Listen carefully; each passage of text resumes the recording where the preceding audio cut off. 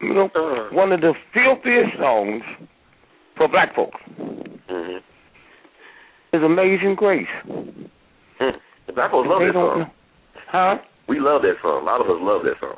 Yeah, because they don't know the history of the trifling, vicious white boy that wrote it. Okay. He was the number one slave dealer. Slave dealer, number one, that ever lived. Wow. He rejected God. And the reason I say that is because his father was a minister. So he knew about repenting and all of that. And one day he's out on his pleasure boat, and a storm come up. Now, you can't be a slave trader without knowing the ocean. And so consequently, he saw this storm, and he knew that he was going to die. He'd never seen anything like that.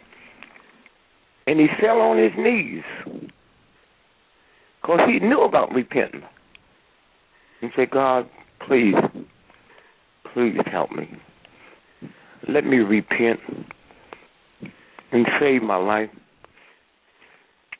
And not only will I stop doing this, but I will write a book and let the world know how filthy I am and that I asked you for forgiveness. And he looked up and the storm had ceased. The sun was out. So he stopped. He wrote that song, Amazing Grace. That's about him. Thank you for forgiving a wretch. Black folk be singing, don't even know what the wretch means. For instance, let's say that the same circumstances, but it wasn't about a slave dealer, okay? All right. Let's say it was about a woman that was the number one prostitute in the history of the world. She not only killed her John, she killed her pimps too. And then same thing happened. She see this storm and she knows she's going to die, and she repents.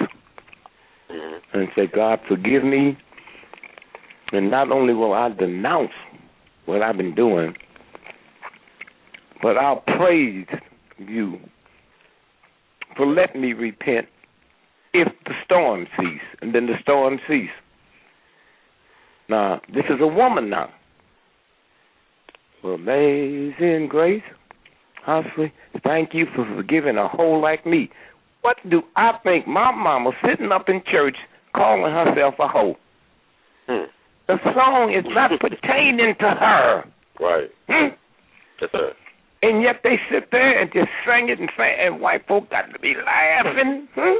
You got 12 PhDs, man, $2 million in the bank, and singing a thug song like that.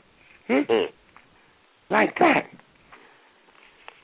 And so when you stop and think about the filth that we picked up because we get out of touch with the real universe. And so can you imagine a Jew singing a song in the temple that a German wrote asking forgiveness? No, sir. Thank you for forgiving a heathen, singing, praising the song, because the Germans asking for forgiveness for what they did to the Jews.